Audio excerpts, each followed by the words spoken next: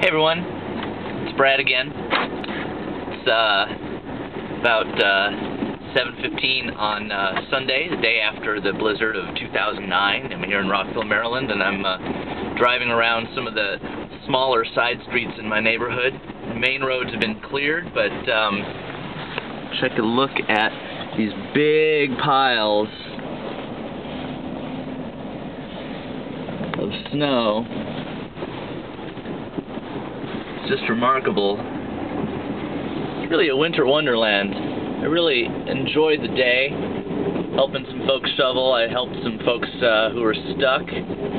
Probably had no business driving around today, but they did anyway, and that's cool.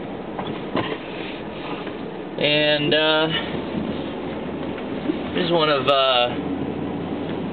City of Rockville's public works vehicles doing its work. No, this is private. Yep, look at that.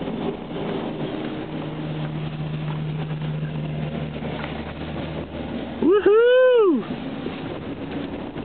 Anyway, had a great day. Hope you had a great day too. No school tomorrow, Monday, so that's good. And with any luck, it'll be no school on Tuesday and no school on Wednesday. So you know, we can only hope.